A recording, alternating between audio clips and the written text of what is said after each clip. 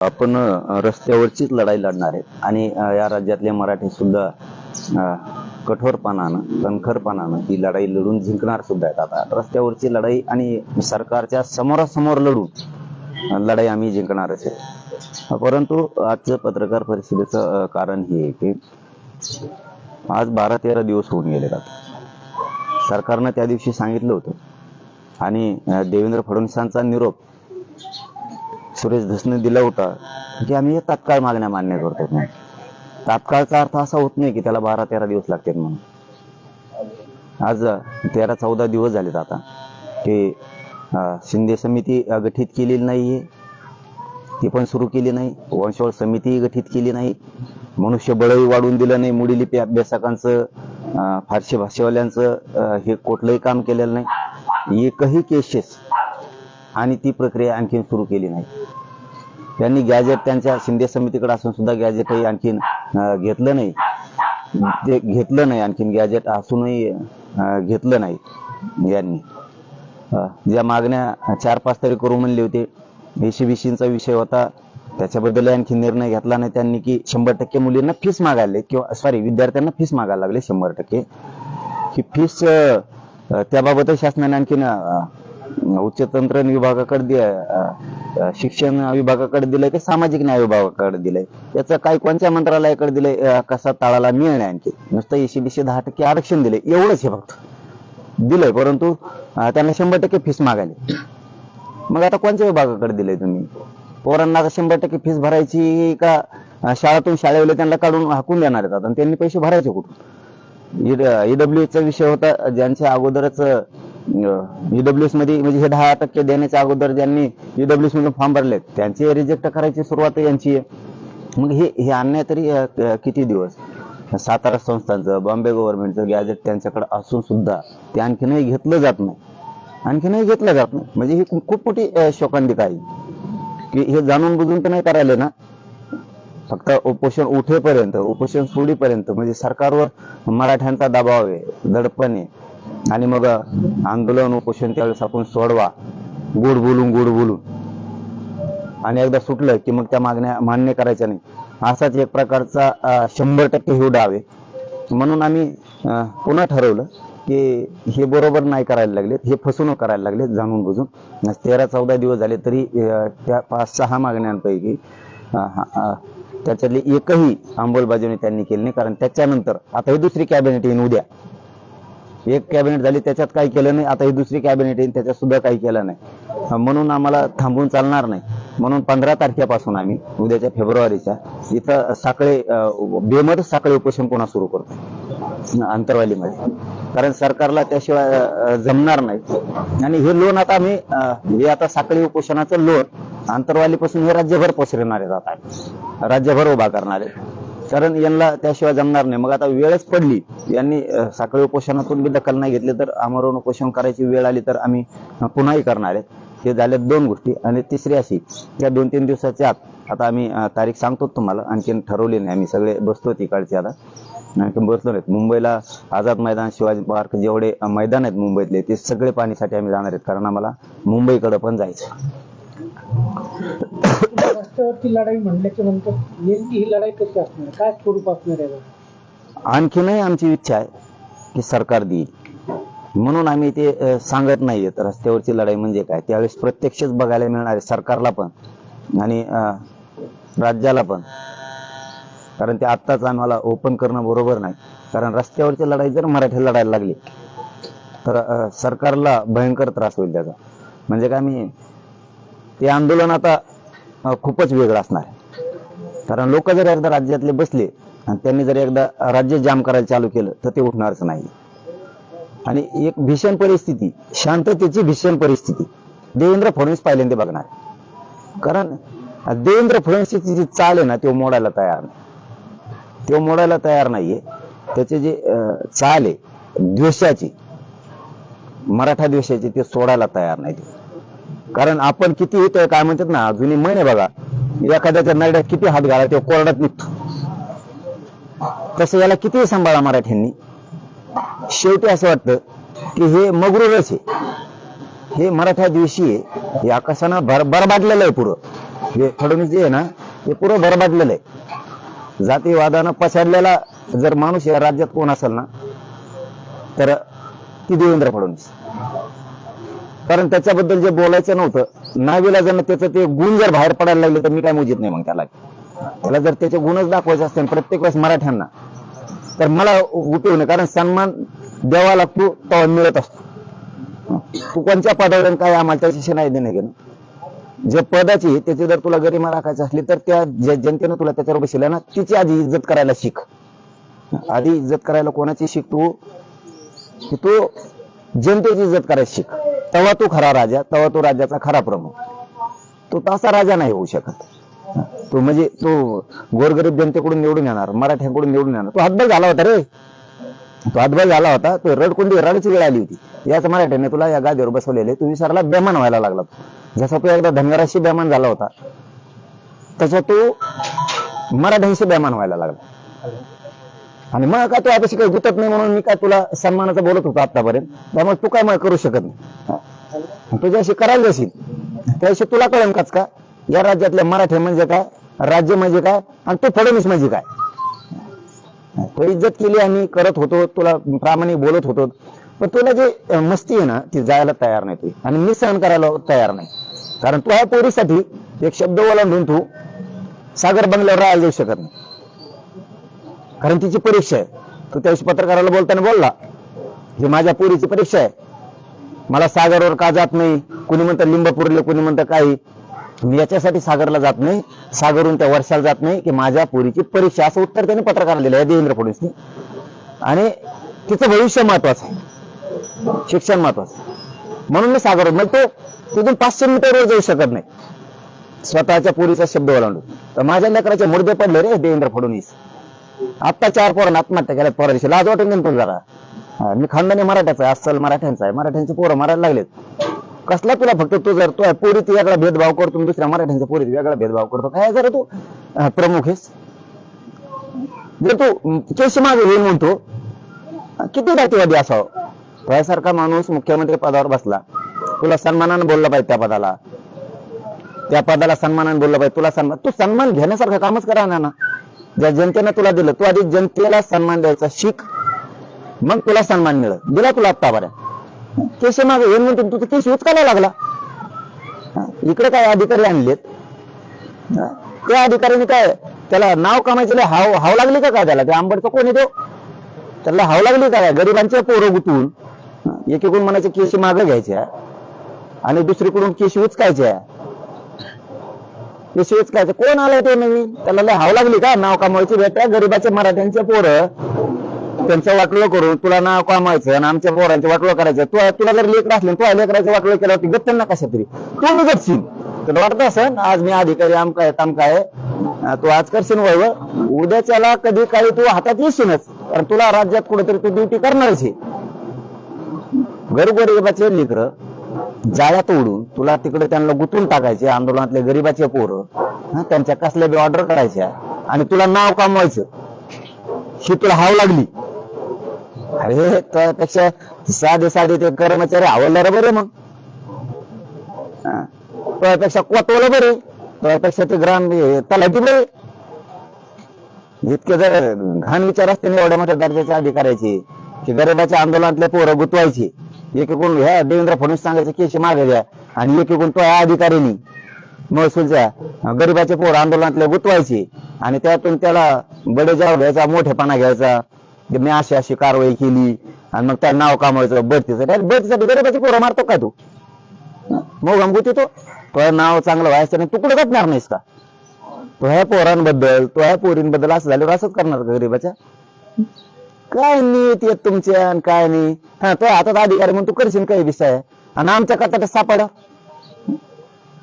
आणि सापडतोच. दुसऱ्या तांदळावर कोणी नाही. बट काम जरा नीट कर. हा तुला वाटत असेल मी अधिकारी, तू देवेंद्र फडणवीस ऐकून किंवा आणखीन आम्हाला माहित नाही, आम्ही शंका नाही घेत. आणखी मी माहिती घेतो त्याची. पालकमंत्र्यांनी कोणी तुला सांगितलेलं असावं मग सांगतो तुला कचका. आणि तो पालकमंत्र्याला बी सांगतो मग कसं असतं. हे कामं सुरू करायचे का तुम्हाला. गोरगरिबांचे लेकरं गुतवायचे, गोरगरिबांचे मुद्दाम आडवं पडायचं म्हणजे जातीवाद जिथं बी बोकाळायचं काय. जालना जिल्ह्यात बी आणि अधिकाऱ्यांनी कोणत्या मंत्र्याचं भंत्र्याचं ऐकून कामं करू नका. इथं मराठी आहेत मग तुमच्या मागे लागतील. नेते जात असते सोडून मग गुतत असतो अधिकारी मापात्रा. देवेंद्र फडणवीस म्हणजे ना नुसता चाली टाकणारा माणूस. फक्त याला फोड त्याला फोड त्याला फोड याला फोड स्वतःच साधून घ्यायचं आणि नंतर त्याच जातीवर पलटायचं.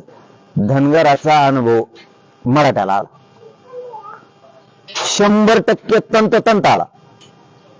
धनगरांची आणखीन कॅबिनेटच व्हायना आरक्षण द्यायची एसटी आरक्षणाची. 15 वर्ष झालं आता 15दा 3ऱ्यांदा आता सत्तेत आहे. तेच मराठ्याचं झालं. आता मराठ्यांशिवाय सत्ता नाही येऊ शकत. लय कोणी आलता रे इतकं बेमान होऊ नको फडणवीस. इतकं बेमान गद्दार होऊ नको मराठ्यांशी. आणि ते डोक्यात असं नको तर काढून टाक. मराठी मागं नाही तर पुढं नाही ते काढून टाक. हलक्यात घेऊ नको मला मराठ्याला. खरंच काढून टाक. तुला वाटत असेल मराठी नाही तर ते काही तो बरबाटलेली टीम लावलेली ना काही बायाची काही गाड्याची. ती बरबाटलेली टीम लावली ना त्यांना जरा नीट सांग. भापीत राहू नको. असंच भापीत राहशील बेकार होईल. भापीत राहशील. मराठी एक नाही तर मराठी मागं नाही राहिले काय नाही. मराठ्यांला चॅलेंजच देऊ नको. वेळ पडले ना एका दिवसात 4 कोटी मराठी रस्त्यावर येतील एका दिवसात. खरंच चॅलेंज देऊ नको. ज्या दिवशी बघायचं असेल ना याच्या मागे मराठी आहेत का नाहीत माया माग त्या दिवशी तुझ्या हातातून वेळ गेलेली असेल. फडणवीस गेलेली असेल. तुला फडणवीस शब्दात मला बोलायचं नव्हतं. प्रत्येक साहेब साहेब म्हणून बोलत होतो. तर बोलता बोलता उपोषण उठेल आमचं. आता खोटं बोलून आता बोलता बोलता खोटं बोलून तो उपोषण उठवलं आमचं. दिल्लीतून सांगितलं. याच्यामुळे मी तुला बोलत नाही. खरं कारण ते त्या दिवशी व्यासपीठावर म्हणत होते बोलायचं का. मीडिया सुद्धा आलं मला नाही बोलायचं. मला काम करा फक्त हे. आणि तुला मानलं होतं फडणवीस. मानलं होतं. खरंच मानलं होतं. हे ठेवा विश्वास याच्यावरती. आहे चांगला करील सगळे काम. मराठ्यांशी नाही दगा फाटका करायचा गद्दारी करायचा. तर तू गोड बोलून गद्दारी करायला रे. गोड बोलून गद्दारी करायला. असं वागू नको गोरगरीब मराठ्यांशी. माझ्या गोरगरीब मराठ्यांची लय तळमळे. गेले 4 पोर आमच्या आयुष्यातून आता दिसत नाहीत. ते आत्महत्या झाली मराठा आरक्षणासाठी. बीडला झाली बदनापूरला झाली त्या फुलंब्रीला झाली. गेले आमचे. जरा तुझ्या लेकरात जसं लेकरू बघतो ना तसं राज्यातल्या जनतेच्या लेकरू बघ.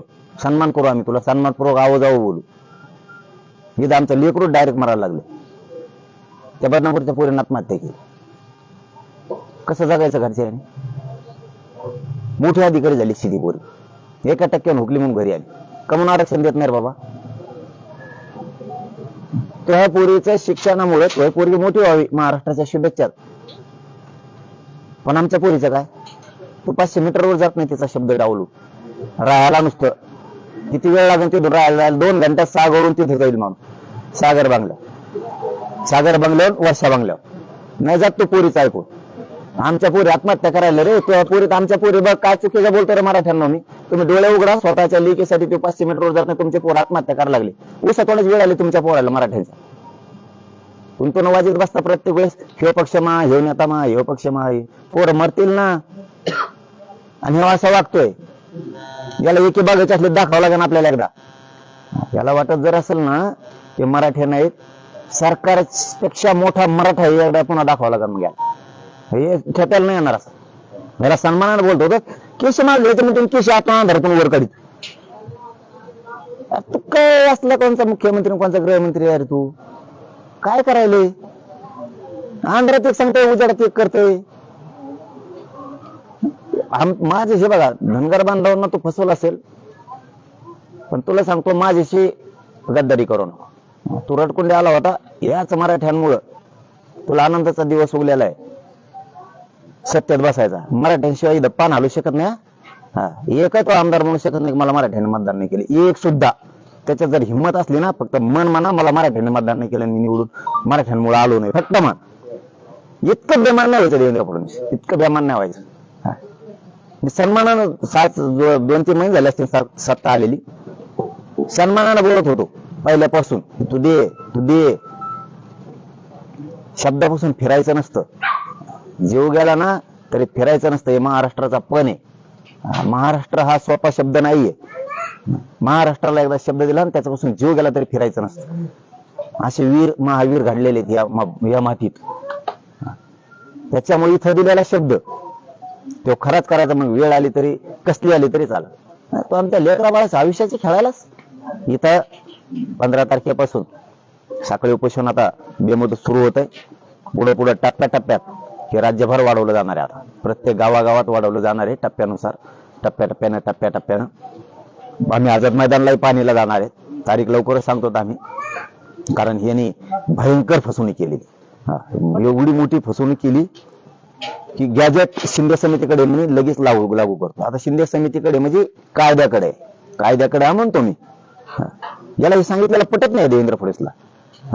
कायद्याकडे म्हणजे आता नुसतं सरकारकडे ते घ्यायचंय आणि ते त्याची अंमलबजावणी करून लागू करायचे. तीनही गॅजेट आहे. आमच्या महाराष्ट्राचं कल्याण होतं, मराठवाड्याचं होतंय, पश्चिम महाराष्ट्राचं होतंय, काही विदर्भ आणि पूर्ण खानदेशाचं होतं. इतकं कल्याण होत आहे.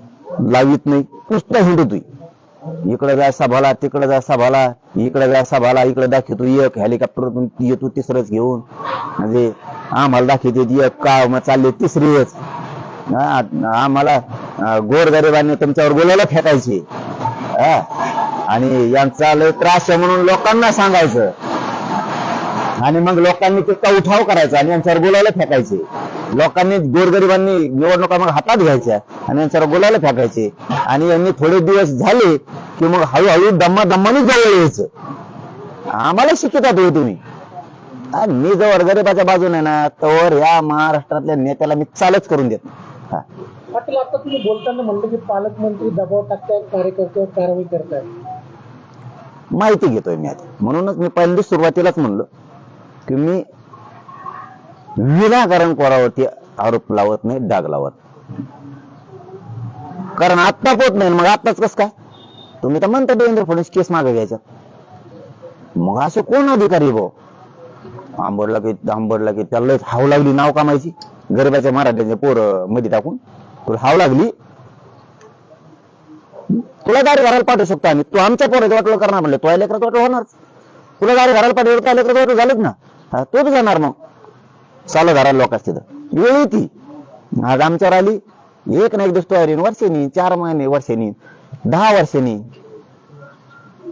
कुठे ना कुठं गच्ची प्रॉपर्टीच गच्ची. ते मग आम्हाला बी खेळता येत, आम्हाला बी सापडत येतं कोणाकडे किती भ्रष्टाचाराचं काय आहे, कोणचे काम आहेत. तो सुय टोकत जरी घातला तरी झाला. म्हणजे गोरगरिबांचं तळतळात कधीच अंगावर घेऊ नये, कधी घेऊ नये. त्याचे दुष्परिणाम लय वाईट असते. कारण गोरगरिबाच्या लय कष्ट करून लेकर शिकवलेले असते. ते पालकमंत्री हाही नाही, मला त्यात बघू द्या. त्यांना जर अशा पद्धतीची स्टेप सुरू करायची असली तर मी खेटायला तयार आहे. पण ते मला बघू द्या. मग कोणाला आपण डाग लावू नये, कोणावरती आरोप करू नये. विनाकारण काही नसून एखाद्यावर आरोप करणं आपल्या शोभत नाही. आतापर्यंत तरी क्लिअर चांगले काम आहेत त्यांचे पालकमंत्र्याचे आतापर्यंत. त्यामुळं समाधानी आहेत लोक. आम्ही सुद्धा काय गरज नाही आरोप करायची अजिबात. पण याच्यात आम्हाला संशय, याच्यात जर निघलं मग खेटाखेटी होणार. दादा, तुमचं हे साखळी उपोषण जे आहे ते किती दिवसांचं असणार आहे आणि तुम्ही मुंबईला केव्हा जाणार असाल तर म्हणजे पहिल्यासारखेच कोटीनं मराठा घेऊन जाणार? हे साखळी उपोषण बेमुदत आहे. हे साखळी उपोषण बेमुदत आहे. साखळी उपोषण 10-5, 10-20 पोरं बसत राहणार. आम्ही काही गावं निवडणार आहेत. त्या गावाचे लोक रोज 10-5 येऊन बसणार. साखळी उपोषण सुरू होणार आणि हे लोन हळूहळू राज्यात प्रत्येक गावात सुरू होणार. साखळी उपोषणाचं प्रत्येक गावात. इथं एकदा 15ला बसलं की हळूहळू प्रत्येकाच्यात होणार. इथं आम्ही काही ठराविक गावं मिळून ठरवणार आहेत की रोज एका गावाने बसवायचं. गावाने म्हणजे 10-5 पोरांनी. ते काय आम्ही हे साखळी उपोषण आता बेमधून सुरू ठेवणार. 10-5 पोरं बसणार, असं काय लाखांनी बसणार नाही. प्रत्येक वेळेस आम्हाला काय दाखायची गरज नाही. कोणी म्हणतोय म्हणून आम्हाला काही करायची गरज नाही. काही जण म्हणते याच्या मागे लोक नाही. लाखभर लोक रोज घेऊन हिंदू का संघ रोज. ज्या टायमाला हाक मारले ना त्या टायमाला डोळे फाकलेले त्यांची. हेच येत ना हे राजकारणी नेत्यांचे पाय चाटून जगणारे लोक आमच्यावर जे नाव ठेवतात ना, ज्यावेळेस हाक मारतात ना त्या टायमाला कसलंच ग्राउंड बसायला राहत नाही आम्हाला, कसलंच. आपण एकदा दाखवू, आता आम्ही निवडणूक झालेली त्याच्यामुळे एकदा दाखवू, मग आम्हाला नाही 5 वर्ष दाखवायची गरज, एकदा दाखवू पण आम्ही मराठी माग आहेत का नाहीत का पुढे एक कार्यक्रम लावून आम्ही एकदा दाखवू मराठी कसे आहेत. म्हणजे त्यांचं तिथून पुढे बंद होऊन जाईल सगळं. दुसरा तुमचा प्रश्न होता की मुंबईला आम्ही 2-3 दिवसातच घोषणा करणार आहे तारखेची. 5 तारखेला आम्हाला पाणी जायचं, आम्हाला ग्राउंड तर बघू द्या एकदा, कारण ह्यावेळेस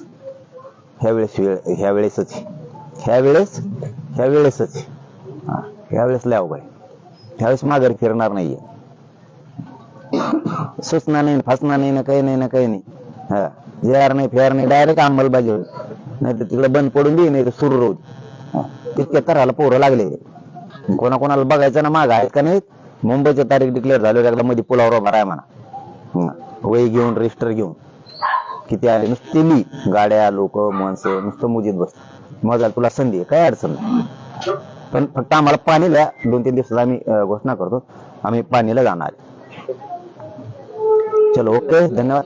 इंग्रज दसांनी काय आश्वासन दिलं वरून, काय म्हणजे निरोप आला होता जेणेकरून आपण उपोषण करू? काय असतं बघा, मला एक तर मी सरळ माणूस आणि सरळपणाचा फायदा यांनी राजकीय डोक्यात डाव ठेवून घेणं, मग मला नाही वत्स. तुम्ही गोड बोला आणि ऐकू सुद्धा, मागा पुढे सरकू सुद्धा, पण तुम्ही जर माझ्या गरीब मराठ्याच्या भावनाशी त्यांच्या भविष्याशी खेळताल तर मला नाही सांगू. मला आयुष्यात काही कमवायचं नाही, माझी जात कमवायची आणि माझी जात माझ्यासाठी देवे मायबाप, तिच्याशी धोका केला की मला नाही सहन होत.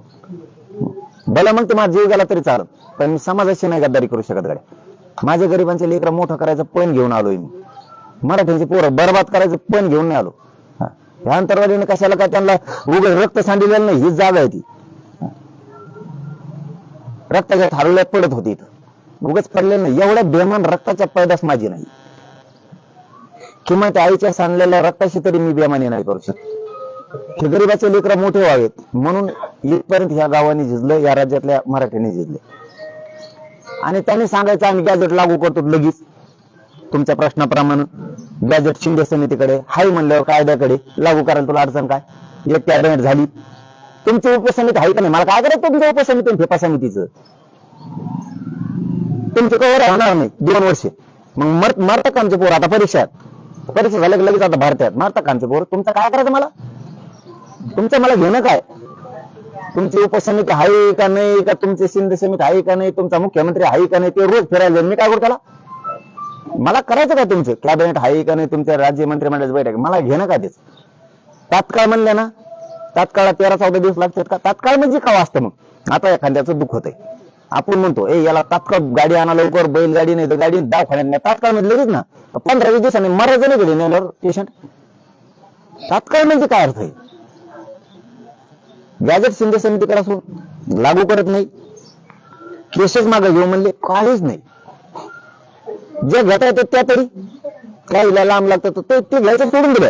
केस काढायला सुरू केला, गरीबाचे पोरं गुतवायला सुरुवात केली, त्यांना नोटिसा पाठवून असं करून तसं करून चालतं दुसरी टाकून बघायला लागले. जमताय का? कसं जमणार नाही, देवेंद्रपणे जमणार नाही.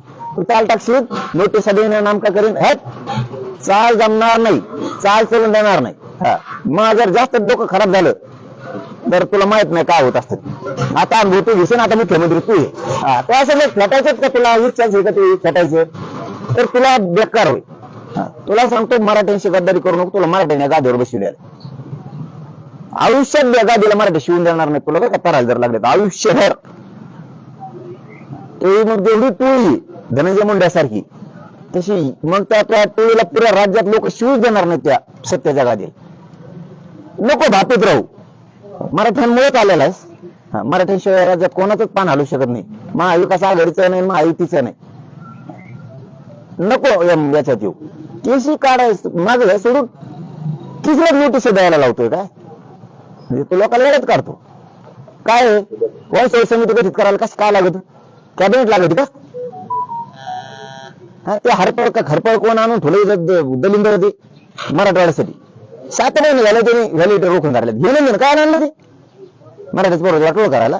काय आणलं ते? शंभूराजे साहेबाला काल सांगितलं शंभूराजे साहेबांनी काल झापीला वाटतं त्याला, तेव्हा आज काहीतरी सुरू केलं त्यांनी देसाई साहेबांनी. हे आम्हाला यांना सांगायची वेळ होती. शंभूराजे साहेबांना यांना इकडून तिकडून आम्ही कसं तरी समाजाचे काम करून घेतो.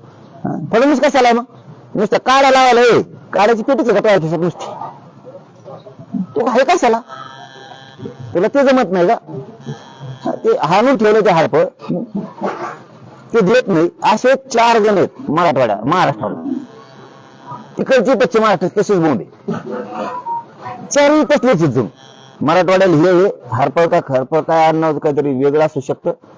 हा असे झाले. आता पोराला शिक्षण घ्यायचं, उद्या ऍडमिशन घ्यायचं, हा काय काय अडचण यांना वंशावळ समिती द्यायला, कक्ष स्थापन करायला कोणचं कॅबिनेट लागत का केंद्राची मंजुरी लागते? ज्या नोंदी सापडल्या त्या नोंदी तातडीनं द्या. रोग आला, लकवा लागला काय देवेंद्र फडणवीसच्या तोंडाला, पॅरलेस झाला याला. तुला नुसतं सूचना द्यायला काय होतं की जेवढ्या नोंदी सापडल्या, अधिकाऱ्यांनी नोंदी सापडल्या त्या अभ्यासकांना बोलून त्यांची वंशावळ बोलून प्रमाणपत्र द्या. एक अधिकाऱ्याने जर राज्यातल्या दिल्यानंतर सस्पेंड करेल, एवढा मनाला रोग आला का? नुसता बघू तू. म्हणजे याचं काम मला असं दिसतंय, गावात एक घुम्या असतो बघा,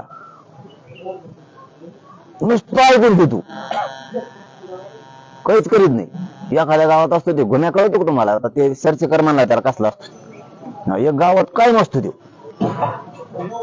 त्याला काही काम सांगा तुम्ही, हो हो हो आपण नीट करू ते, हा हा हा बरोबर करू आपण, हो नीट करू. आणि नुसते ढकलीत जाणार, मजा बघणार, म्हणजे लोकांची येड्यात काढणार. त्याला येड्यात काढणं म्हणतात, त्याला हिनवणं म्हणतात. म्हणजे एखाद्याची अवकात चिल्लारात काढणं, एखाद्या समुदायाची एखाद्या जातीची, असा त्याला म्हणतात. आकस द्वेष जे म्हणतात ना, याला म्हणतात. फक्त ऐकून घ्यायचं, करायचंच नाही, नुसतं गोड बोलायचं. ही भूमिका आपल्यापेक्षा गोड जमत नाही. आपण कोणत्याच मंत्र्याला सोडत नाहीत. शिंदे साहेब सुद्धा सोडलं नव्हतं मुख्यमंत्री असताना. त्याच्यामुळे शिंदे साहेब चुकत बी नव्हते. एकदा दोनदाच आम्ही शिंदे साहेबाला बोललो होतो चुकले की, त्याच्यानंतर त्यांनी सांगून ते करतच गेले. म्हणजे जे सत्य येते हे करतच नाही, नुसतंच चलत वर तोंड करून कुंकडे बी नुसतं करण म्हणते. काय किती सोपा विषय, ज्यांच्या नोंदी सापडल्या त्यांच्या पटापट कुणबी प्रमाणपत्र द्या, याला कॅबिनेट लागत नाही. नोंदी शोधायच्या बंद करू नका. स्थानिक अधिकाऱ्याला तो समिती होऊस तर, शिंदे समिती होऊस तर 15 वर्षांनी गठीत करते, त्यावर आहे त्या अधिकारी शोधतात ना. त्यांना म्हणणं काम आहे की नोंदी शोधायच्या बंद ठेवू नका, आणि ज्यांची मिळाली त्यांचे प्रमाणपत्र द्या. किती सोपं आहे. अरे तो काही रिझल्टच नाही ना. तुला नाही बोलायला, तुला इज्जत द्यायला, तुला सन्मानानं बोलायला काही रिझल्टच नाही सत्ता आल्यापासून. मला कोणी सांगा काय रिझल्ट. सत्ता आल्यापासून हे 2-3 महिने झाले. ह्या 2-3 महिन्याच्या काळात याने काय शिंदे समिती गठीत केली का, वंशावळ समिती केली की, मनुष्यबळ वाढून दिलंय, त्यांनी केसेस मागे घेतल्यात. नुसतं घेऊ म्हणतो. 2.5 वर्ष झाले, 2.5 वर्षापासून हेच गृहमंत्री आंदोलन सुरू झाल्यापासून नुसतं घेऊ म्हणतो. तू करतो काय, कवा घेतो? म्हणजे इतकी इंडियन मग मराठ्याचे लोक. तू जरी आता सरकार तो आता हे आला असलं तर मागचा तूच हेच. तेव्हापासून चालू आहे केसेसचं मागे घेऊ, गॅजेट लागू करू. शंभूराजे साहेबांनी 7 महिने झाले ते गॅजेट आणलेलं, शिंदे समितीने आणलेलं 9 महिने झालं. म्हणजे 2दा आणलंय, दोन्हीकडे बी. आणि आम्ही एकदा दिले, म्हणजे 3दा शिंदे समितीला दिले. हा मग आता काय चूक आहे आमची सांगा बरं. महाराष्ट्रातली जनता सांगा, मराठी सांगा, काय चूक आहे आमची. 2.5 वर्ष लागतात का केस मागे घ्यायला? 7 महिने लागतात का गॅजेट शिंदे समितीकडे लागू करायला? चूक काय आमची? वंशावळ समिती बंद पडलेली 4.5-5 महिने झाले. 6 महिने झाले कक्ष बंद पडले. हा काय चूक आहे आमची? काय प्रॉब्लेम काय तुम्हाला? सातारा संस्थांचं गॅजेट घ्यायला अडचण काय? बॉम्बे गव्हर्नमेंटचं घ्यायला काय अडचण? जवळपास 11 महिने झाले त्या त्र्यंबकेश्वर संस्थांमध्ये खोल्या भरून पुरावे पडून आहेत, कमून नाही घेतले. काय चूक आहे? मी जे मराठ्यांसाठी गोरगरीब पोरांसाठी तळमळ करतो, मग काय चूक आहे? हे चुकल्यावर मला राग येतो. मग यांनी चुकून आहे ना, इतक्या दिवसात याला एक बी काम होत नाही का देवेंद्र फडणवीसला? आणि परत याला सन्मानानेच बोलायचं का? सन्मानाने बोला सर, काम कर ना. या जनतेने तुला सन्मान गादीवर बसलं, त्या जनते सन्मान कर. चल कर त्या मराठ्यांच्या पोराचं दे आरक्षण, कर सन्मान मराठ्याचा. मराठ्याने बसवलं ना तुला गादीवर, कर सन्मान. मन तू उद्या नाही बसवलं ना तुला, मन उद्या जाऊ दे, उद्यापासून मनाचा बंद करतो आणि चाल मीडियाच्या बांधवाच्या मात्र साक्षीने सांगतो, तू मन तुला मराठ्यांनी सत्तेवर बसवलं, त्याला उद्यापासून शब्द बंद आपला मराठ्याने तुला गादीवर नाही बसवलं. आणि कसं बसवलं मी सिद्ध करून दाखवतो, मीडिया समोर आज शब्द देतो. चल मन तू मराठ्याने तुला गादीवर नाही बसवले. आणि मग जसं सन्मान केला ना मराठ्यांनी, तसा मराठ्यांना सन्मानाने द्यावा लागतं, तेव्हा सन्मान मिळत. काहीच करेन ना तू, कवर सहन करू मी.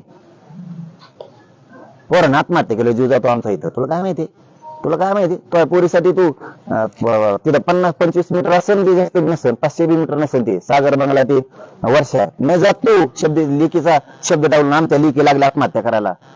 बाळा भेदभाव करू नको ना.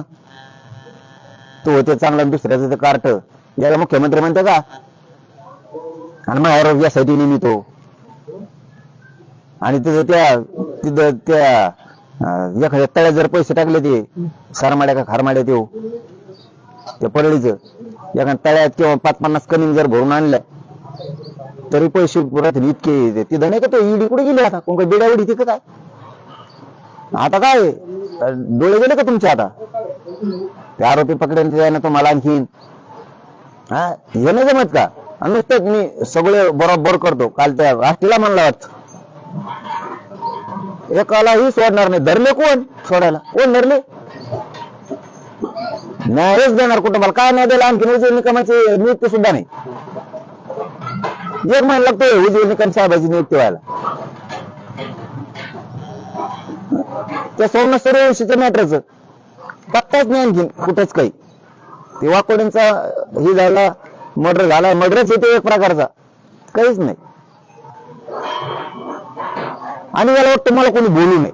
ते बोललं का बाप होतो का राज्याचा? सगळ्या दहशतवादी अड्डा चालू काय मग राज्यात? तुला कोणीच बोलायचं नाही, मुख्यमंत्री झाला म्हणून तुला कोणीच बोलायचं नाही. आणि तुला जनताच गोड लागतं, आमचं मतदान मराठीचं गोड लागतं. आमदारांनी निवडून आता मग लय दाताडून काढतो, मग लय गोड लागतं. हा गुलाल अंगावर पडतो आनंदाचा तवा. आणि आज आमच्या लेकराच्या अंगावर मरायला लागलेत. मराठ्यांना सांगतो मरू नका, लढायचं. हा तुम्ही कायम दिसले पाहिजेत. मी तर ठरवलं आता लढायचं. हा आमरण उपोषण आपण करत नाही आता लढायचं ठरवलं. आणि आता आपण लढाई ठरवलं, सरकारला कळत याला मला मनोज जरांगे उगाच अंगावर घेतलं म्हणून. हा तुम्हाला कळलं हलक्यात घ्यायचं नाही भाऊ आपल्याला. तुम्ही हलक्यात घेऊन जर चूक केली ना तर बेकार होऊन देवेंद्र फडणवीस. आता रस्त्यावरच लढायचं. मराठ्यांच्या पोराने आत्महत्या करायची नाही. तुम्ही तुमच्या आई बापाला दिसले पाहिजे. सुशिक्षित बेकार म्हणून दिसू द्या, पण आत्महत्या नको. कायम तुम्ही आपल्या आई बापाला दिसत नाहीये. कमीत कमी आई बापाला दिसतात. आणि असं कोणासाठी फाशी घेऊन मारण्यापेक्षा लढून मरू ना. आयला जगलो तर जेलमध्ये कुटुंब भेटायला तरी येईन आपल्याला. असं कुठं यायचं मेल्यावर भेटायला? कायम जीवन संपल्यावर भेटायला यायचं कुठं? असं जेलात राहिलं तरी आपलं कुटुंब भेटायला येईन आपल्याला. महिना 15 दिवसाला भेटायला येता येतं तिथं. दिसतो तरी ना जगात. फाशी घेऊ नका आरक्षणासाठी, आत्महत्या करू नका.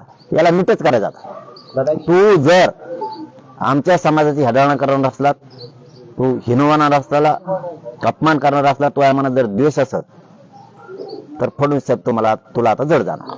दादा एक शेवटचा प्रश्न. विधानसभा निवडणुकीचा निकाल लागत आहे. 70 पैकी 40-41 जागांवर भाजप जिंकून आलेलं आहे असं समोर येत आहे. आता किती याचं राहिलं काय होतं? काही काड्या करतात वाटतं ते जाऊन तिकडे. ते राजकारणाच काही देणं घेणं नाही. इथं टप्प्यात आला बाजूलाच. हा इथं आपल्या नादीच नाही लागायचं. इथं सत्तान फत्तान काही नाही. इथं सत्ता मराठ्याची, दरारा बी मराठ्याचाच आहे. आणि इथं चलती मराठ्यांचीच आहे. इथं जर खरं मराठ्यांनी मनात घेतलं ना ते टायर सुद्धा हलून देणार नाहीत भाऊ. मुंगी सुद्धा रस्ता क्रॉस करू शकत नाही. मला वाटतं ते दिवस देवेंद्र फडणवीसने उगूनच लिहू नये. मुंगी सुद्धा हलून देणार नाहीत. मुंगी सुद्धा इकडचे तिकडे रोड सुद्धा क्रॉस करू शकणार नाही. एवढी दहशत दरार आहे मग मराठ्यांचा सुद्धा. तू त्या भानगडीत पडू नको. ठरलेलं प्रेमानं दे. तुला लय आजचं बोलायला लागलं असलं ना आमचं आरक्षण देऊन टाक. आणि तुला त्याच्या पलीकडे लयच लागलं असलं ना त्याच्यावर बसू नको, तुला कोणी बोलणारच नाही ना, घरी जाऊन झोप तुटल्या त्या पदावर आहे तू प्रमुख या राज्याचा म्हणून तुलाच बोलावला ध्यानात ठेवे. आणि मराठ्यांचा कचका बघायचं काम करू नको. आणि शेवटी आता जर आम्हाला असं वाटायलाच लागलं की फक्त ऐकूनच घेतो, मग ते म्हणलं लोकांनी फक्त ऐकूनच घेतो, तर आम्हाला वाटतं मग आम्हाला आमचं पाऊल उचलावं लागेल. आता काल नीट परीक्षेच्या फॉर्म भरण्याच्या तारखी जाहीर झाल्या, मात्र त्यामध्ये मराठा समाजाचा उल्लेख केल्याच्या नंतर EWS प्रमाणपत्राची मागणी केली जाते, मात्र ते प्रमाणपत्र बंद करण्यात आले. मुद्दाम बंद केलं तर 10% दिलं, गरज नव्हती तरी 10% आरक्षण दिलं, मागितलं नाही कोणी तरी दिलं. आणि EWS घातलं, EWS पोरं बाहेर काढायला लागलं. पोरांनी थोडंफार काही केलं लगेच त्या विद्यार्थ्याला अडचणीत आणते. याने EWSचा बी पर्याय ठेवायला पाहिजे, ECBCचा पण आणि OBCचा पण ठेवायला पाहिजे. एक कोणचाही घेते. आणि हा म्हणले मधल्या काळात हा म्हणले होते की आम्ही तिन्ही ऑप्शन ठेवतो म्हणून, नाही ठेवला. उलट हे 10% दिलं ECBCचं. याच्यात आणखीन उच्च व तंत्र शिक्षण विभागाला किंवा त्या मंत्रालयाला शिष्यवृत्ती पोरांनी कोणत्या विभागाला भरायची पर्यायच नाहीये का सामाजिक मंत्रालयाला भरायचा, त्या विभागाला द्यायचंय, आणखीन पर्यायच नाहीये. म्हणजे ECBC तुमच्या पोरांनी 10% ऍडमिशन घेतलं, त्यांना आता कॉलेज 100% फीस मागाय, आजची पोझिशन ही. मग तू काय करतो? इतके दिवस लागते का घ्यायला निर्णय? गडीत तुम्ही म्हणता आमची कॅबिनेट नाही, गडीत म्हणता विस्तार झाला नाही, एकदा म्हणता पालकमंत्री ठरले नाही, एकदा म्हणता मंत्रिमंडळ वाटप झालं नाही. तू कवर करणार नाही तर मग काय मारतो का आमचं पोरं? तू कवर करणार नाही. आता मध्ये PS नाही, OED नाही, आता तुला OED नाही, PS नाही, आम्ही काय करतो त्याला समुद्रात ढकलून तिकडं. आमच्या जनतेचा प्रश्न आहे का तो? नाही. तुपली उपसमिती आहे का नाही, आम्हाला काय करायचं? तो आमचा प्रश्न आहे का? तो सरकारचा प्रश्न. लवकर रिकामा कर मराठ्यांना. एका दुसरा तिसरा आंदोलक नाही हो. शब्दावर भरभराला आणि लगेच गोड गोड बोलून बाजूला जायला. आपण मराठ्यांना जर नाही मिळालं तर आपण तर हवी गडी. मराठ्यांसाठी आपण कोणत्याही टोकाला जाऊ शकतो. मराठ्यांच्या स्वार्थासाठी, गरिबांच्या स्वार्थासाठी, लेकरांच्या स्वार्थासाठी कुठे जाऊ शकतो, स्वतःच्या स्वार्थासाठी नाही. त्याच्यामुळं तू इमानदार आंदोलकांच्या नादी लागायचंच नसतं. फुटणारा, मॅनेज होणारा, काही लालसा पदाची असणारा, याला दावात घ्यायचं असतं. इमानदारी तू माझी विकत घेऊ शकत नाही देवेंद्र फडणवीस. त्याच्यामुळे इमानदार आंदोलकाच्या नादीने लागायचं आणि त्याला खेटायचं नाही.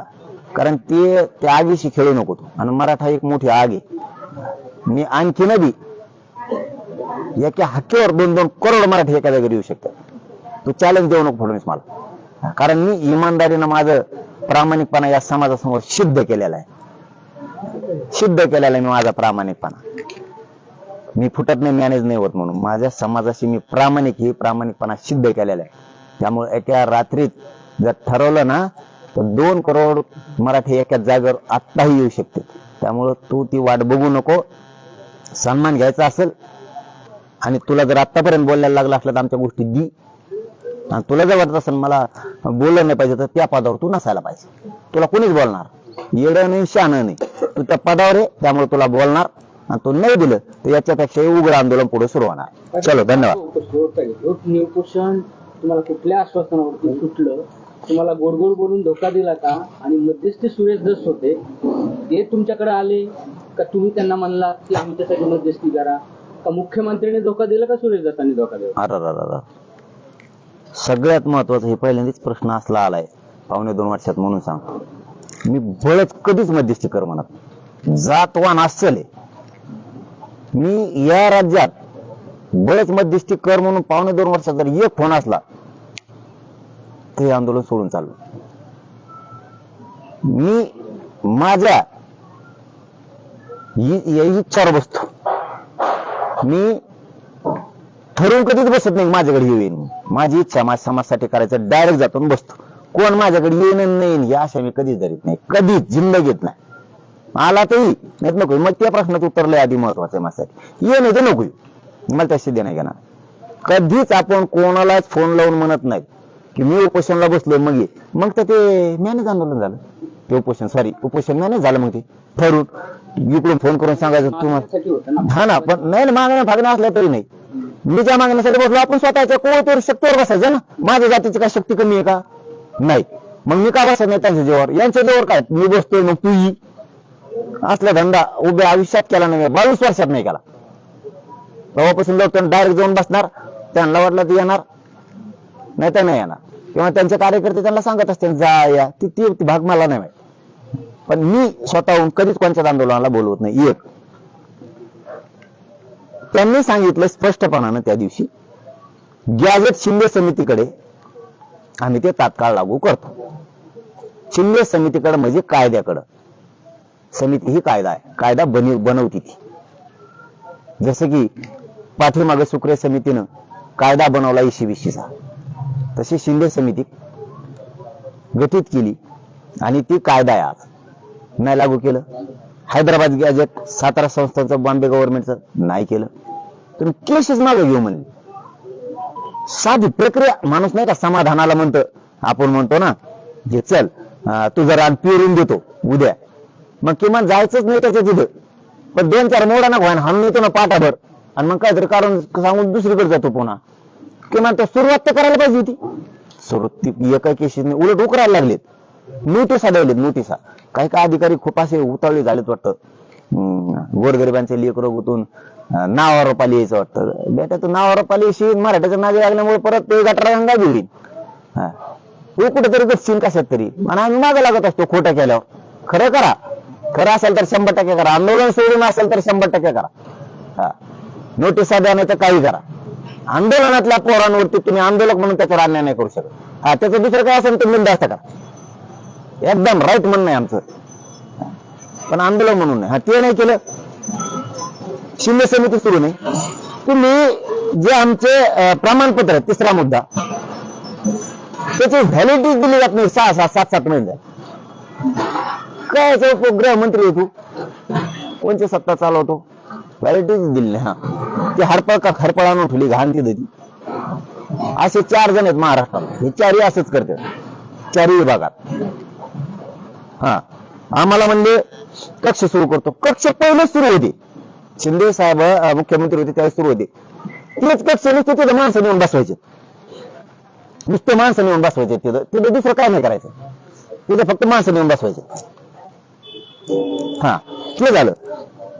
मोडी लिपेरचे अभ्यास द्यायचे त्यांना. पहिल्या वेळेस पगार नाही दिला म्हणून ते येणार. आता जर त्यांना डायरेक्ट म्हणलं ह्या फडणवीसनी ज्या मागण्या त्या दिवशीच्या कालच्या परवाच्या मान्य करायच्या ठरल्या, तेवढ्या पद्धतीशी एक कॉलम केला असता. या 5 मागण्या आहेत, याच्यासाठी अमुक अमुक माणूस, तू हे पटापट कामं करून घे असं सांगितलं असतं. मग तिकडे डावसला हिंड नाही, तिकडे हॉलंडला जाय, नाही तर लंडनला जाय, तिकडे कोणकडे हिंड. मग काय त्या नाही एक माणूस नेमून द्यायचा. ह्या 6 मागण्या आहेत. हे त्या दिवशी ते धस आलता, तर बाबा याला सांगितले त्या दिवशी की ह्या 6 मागण्या करायच्या. एक माणूस आपल्या मंत्रालयातला नेमा आणि त्याला सांगा ह्या 6 सोयीला काम सुरू करा आता. मग तरी आम्हाला वाटलं असतं अमुक अमुक OEB आहे, अमुक अमुक एक मंत्रालयात माणूस दिलाय त्यांनी, आणि आता ह्या 6 मागण्याचे तो कामाला लावलाय. काहीच नाही, नुसतं इकडून उठिलं तिकडे मोकळे. कक्ष स्थापन करणं साधा विषय. त्यांनी जर 4था मुद्दा सांगतो, त्या देवेंद्र फडणवीसने जर सांगितलं ना मराठ्यांच्या नोंदी शोधायचं काम स्थानिक अधिकारी सुरू ठेवा, ते समितीचा विषय बघा, सुरू ठेवा, आणि ज्या नोंदी सापडल्या त्याचे प्रमाणपत्र ताबडतोब द्या. किती मराठी खुश राहतील त्याच्यावर. ते साधं काम नाही. उलट ज्या नोंदी सापडलेल्या आहेत ना, हजारों पेंटिंग पडले, धाराशिवला पडलेत, ते संभाजीनगरचं तपासणीच बंद केली, जिल्ह्याची पूर्ण तपासणीच बंद करून टाकली. जालन्यात तर नोंदीच सापडणार. जालन्यात मराठीत नाहीत वाटतं, जालन्यात नोंदीच सापडत नाहीत. सगळं जालन्यात जळालेलं आहे. इकडून आग लागली होती काय माहित आता, तिकडून कोरतूरकडून लागली होती, इकडून घनसंगीकडून आंबोडकडून लागली होती, तिकडं त्या तिकडून भोकरदरकडून लागली होती. जालन्यात रेकॉर्डच नाही, सगळा जळाला अख्खा. मराठीच नाहीत जण जालन्यात. काय फडणवीस आणि काय नाही, आणि परत तोच तुमतून वाजणार. मला त्या माणसाचा खरं सांगतो लय आदर वाटत होता की हो काम करणार आता आल्या. आणि सॉरी, आसपासचे जेवढे माणसं होते मराठ्यांचे तेही म्हणायचे फडणवीस करीन राव आता निवडून आल्यामुळे तो हवात नाही जायचा, लय बहुमताने आलाय, हवात नाही जाणार, आता तो मराठ्यांचे मन जिंकील. म्हणजे सांगायचं नव्हतं पण मनातलं सांगितलं मी तुम्हाला.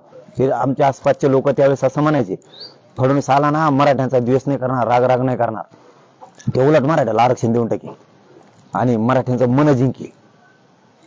आणि जसं जसं पुढे जाईल तशी तशी जात दाखवले आला अवकाशावर.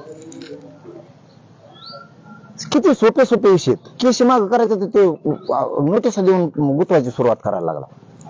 तू म्हणजे हलक्यात घ्यायला लागला आम्हाला, काहीच करायला तयार नाही. तो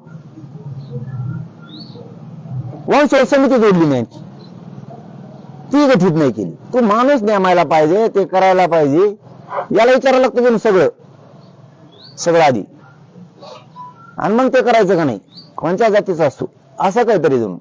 मला येऊन त्याची 2-4 दिवसात माहिती काय चाललंय आतून. झालं ऍक्टिव्ह लोक पाहिले सगळे, जसे पहिले ऍक्टिव्ह झालते ना, तो काय काय षडयंत्र असणार आहे माझ्या विरोधात ते मला माहित व्हायचे. आता या मधल्या निवडणुकीच्या आधी 2-4 महिने आणि आता हे 2-3 महिने 5-6 महिने सगळे शांत होते, पण आता पुन्हा ऍक्टिव्ह झाले तेच माहिती देणारे लोक की काय काय षडयंत्र चाललंय जरा आम्ही शोधून काढतो. त्याच एक म्हणत तेच टेन्शन न घेऊ, त्यावेळेस तेच होते. तो काय काय षडयंत्र करायला लागला, काय डाव करायला लागला ते मला झपाझप माहिती येणार. 4-5 दिवसाच्या आत येणार सगळी. आम्ही बी ऍक्टिव्ह असं नव्हतो की आम्ही त्याचा विश्वास टाकला होता की फडणवीस जाऊ द्या आता द्या सोडून, चांगला आहे कामं करील असं आम्हाला वाटलं होतं. पण ज्यावेळेस वाटायला लागलं काहीतरी आपण षडयंत्र शिजत आहे, ते षडयंत्र तू काय काय शिजवायला मला आता 4-5 दिवसात माहिती होईल. देवेंद्र फडणवीस काळजी करू नको, तो लोक ते बंद पडले होते, ऍक्टिव्ह झाले. पुन्हा नाव नाही सांगणार मी, कारण तुला खोनशी धावण्याचं जण कारण असलेले जे टिकत नसतात. जनता आहे ती, जनतेला चॅलेंज करायचं नसतं देवेंद्र फडणवीस, आणि त्यात इमानदार आंदोलन करायचं नाही. मला तर कधीच चॅलेंज करीत जाऊ नको, संपायचं नसेल तर. सत्यात असला तरी मी इर्जन पडत असतो, तो सत्याच्या आनंद व्यक्त करून देणार नाही तुला. मराठ्यांमुळे मिळालेला आनंद आहे. माझ्या लेकराला गोरगरीबाला आनंद आहे. जसं तुझ्या पोरीचे मोठे व्हावं वाटते तुला, तसे आमचे लेकर मोठे पोरी मोठ्या व्हावं वाटल्या पाहिजे. तू प्रमुख आहे राज्याचा, तुला भेद नाही वाटला पाहिजे. तुझी पोरगी आणि राज्याची पोरगी, राज्याचा पोरग तुझं पोरग तुला वाटलं पाहिजे, कारण पालक होतो तो याकडे ध्यानात राहू दे. फुक्कडचे फाकट आगीत हात घालू नको, समजून घे मला काय बोलायचं ती. करायला लागलो तर बंद पडेल सगळं. मुंबईत येणार आहे वाट बघ, आणि तू काय षडयंत्र करायला 4-5 दिवसात मला सगळी माहिती मिळेल. सांगतो तुला, फक्त त्यांचे नाव सांगणार नाही, कारण तू खुनशी आहे जणू, तू जेलात टाकीतो. तुला फक्त मीच वाचतात भेटले, जेलात नाही टाकायला, कारण माझं काहीच नाही. त्याच्यामुळे तू द्यायचं बघत असतो, उलट देत असतो, मग तूच गुतीत असतो तिकडून. आपण घेता बी नसतो काही, आपल्याला काही नाही बी. उलट तुलाच माहिती पत्र लागत असलं घेऊन जाते घरावर. मी उघड्यावर राहीन पण तुला सोडणार नाही. मराठ्यांना मोठं केल्याशिवाय मी हातात नसतो. तो मग तुला लागलं नव्हतं, लागून घ्यायचं असलं तर घे. बघ तुला सुधारायचं तर बघ, सुधार, नसेल सुधारायचं तर नको सुधार. चॅलेंज नको करू मराठ्यावर. धन्यवाद.